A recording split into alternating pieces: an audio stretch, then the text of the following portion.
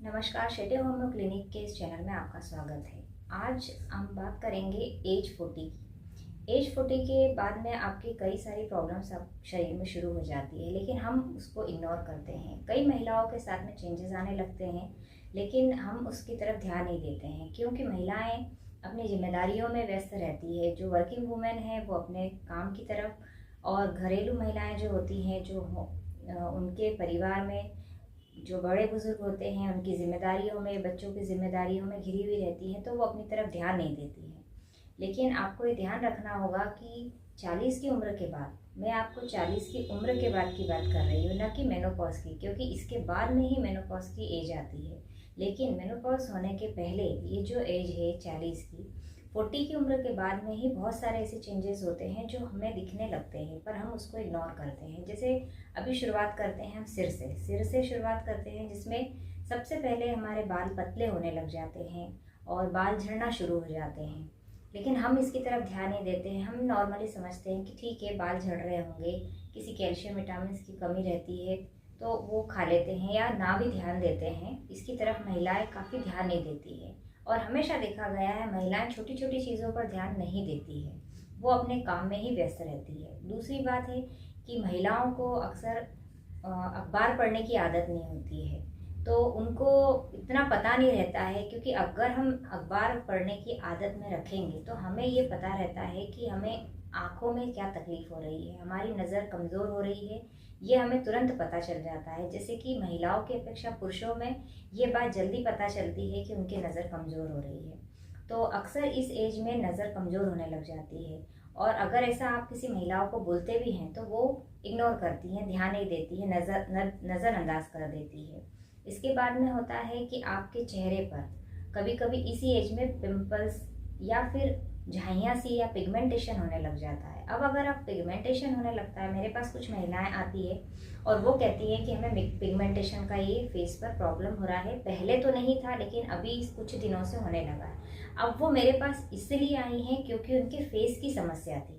महिलाएं अक्सर अपने फेस के प्रति काफ़ी ज़्यादा अलर्ट रहती है। मतलब ये समझ लीजिए कि चेहरे पर अगर कुछ होता है तो वो तुरंत उस चीज़ पर ध्यान देती हैं, लेकिन अगर आपकी बॉडी में कुछ चेंजेस आ रहे हैं तो वो आप इग्नोर करती हैं।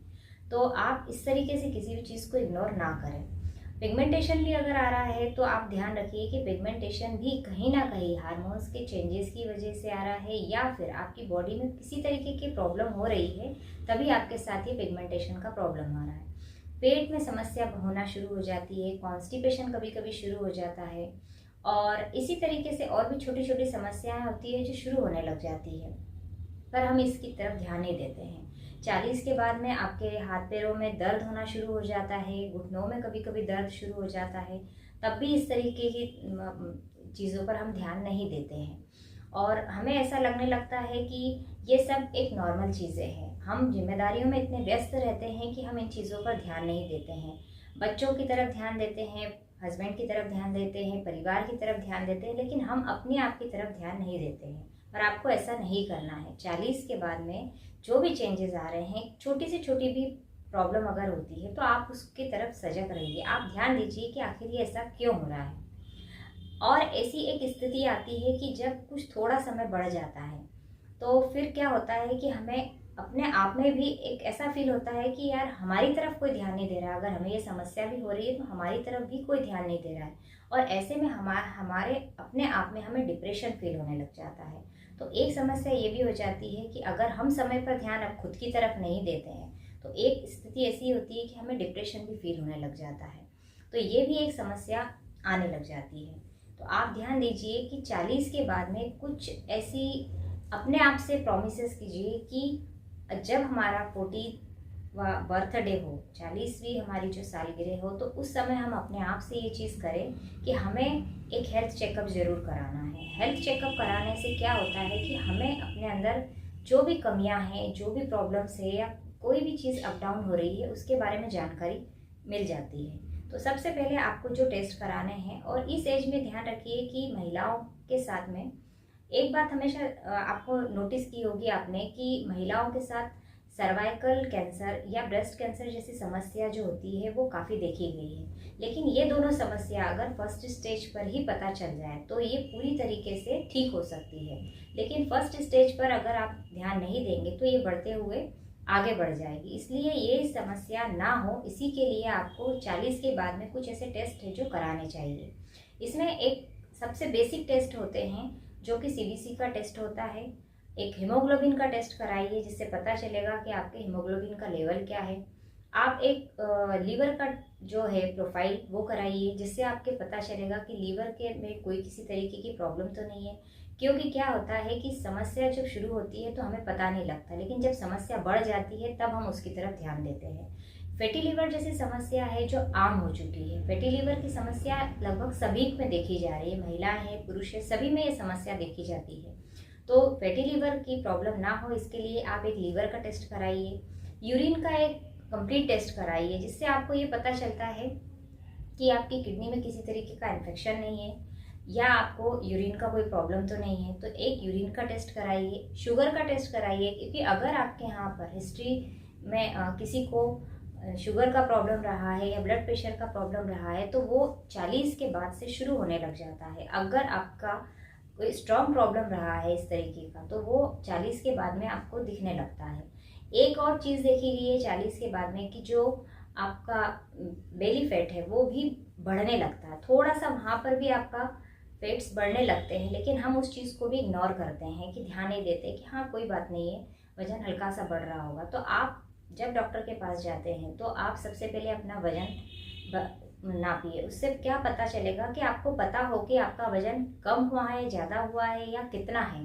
तो वजन भी ज़रूरी है। उसके बाद ब्लड प्रेशर चेकअप कराइए, LFT, KFT इस तरीके का जो टेस्ट है वो कराइए, CBC मैंने बताया वो कराइए, और एक मेमोग्राफी जो टेस्ट होता है वो आपको कराना है और ये टेस्ट भी कराइए। इससे जो 2 तरीके के जो कैंसर है उनसे आप बच सकते हैं। उसके बाद में आप ऐसे बहुत सारे टेस्ट हैं जो आप करा करके, आपको मैंने डिस्क्रिप्शन बॉक्स में लिख कर दिया है कि ये सारे टेस्ट अगर आप कराएंगे तो इससे क्या होगा कि आपको बहुत ज़्यादा फ़ायदा होगा। और इसके बाद में आप जो सारे टेस्ट कराएंगे तो इससे क्या होगा कि आपके साथ में जो समस्या आपको आ रही है वो समस्या नहीं आएगी। और समय के पहले आप अगर ये सब चीज़ें पकड़ लेते हैं कोई भी समस्या को तो ये चीज़ें आपकी आगे नहीं बढ़ेगी। पेप्सिमर टेस्ट जो होता है वो महिलाओं को कराना बहुत ज़रूरी होता है। ये टेस्ट भी आप कराएंगे तो आपको काफ़ी हद तक हर तरीके की चीज़ों में पता चल जाएगा और काफ़ी फ़ायदा होगा। तो ये सारे टेस्ट जो मैंने लिखे हैं मैं आपको डिस्क्रिप्शन बॉक्स में मैंने आपको बताया कि मैं लिख दूंगी, और कौन सा टेस्ट किसके लिए होता है वो भी आपको मैं डिस्क्रिप्शन बॉक्स में पूरी डिटेल लिख कर दूंगी। तो आप वो टेस्ट कराइए जो आपके लिए बहुत ज़्यादा फ़ायदा करेगा। और हेल्थ चेकअप कराने से क्या होता है कि आपको हर चीज़ का पता चल जाता है। तो अगर आपको नहीं आप हर साल कराना चाहते हैं तो कम से कम 40 की उम्र के बाद में कम से कम ये एक बार टेस्ट पूरे कराइए, और उसके बाद में हर 4 साल में भी आप ये टेस्ट कराएंगे तो कोई दिक्कत नहीं होगी।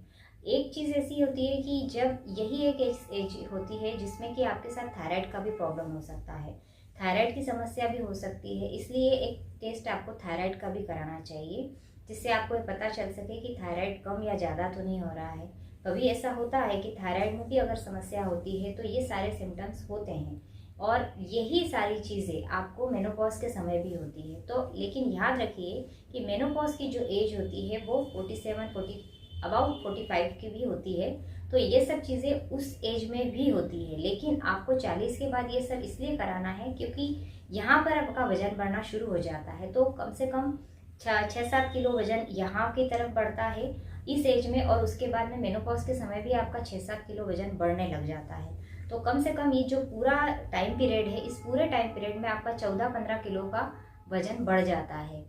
और इसीलिए आपको बता रहे हैं कि वजन बढ़ने से भी कई समस्या होने लग जाती है, कई सारी प्रॉब्लम होती है। स्किन से लेकर रिलेटेड इश्यूज़ भी आ जाते हैं, पेट से रिलेटेड इश्यूज़ आते हैं, आपके बॉडी में कई तरीके की समस्या उत्पन्न हो जाती है। तो आपको पता होना चाहिए कि अगर आपकी बॉडी में कैल्शियम कम है, विटामिन बी कॉम्प्लेक्स कम है, कई लोगों को हाथ पैर इस उम्र में सुन्न होने की समस्या हो जाती है। तो हम ये समझते हैं कि कोई बात नहीं, कमजोरी से हो रहा है या इसी किसी कारण से हो रहा है, लेकिन आपको शायद नहीं पता है कि बी कॉम्प्लेक्स की कमी से भी हाथ पैरों में सुन्नपना आता है।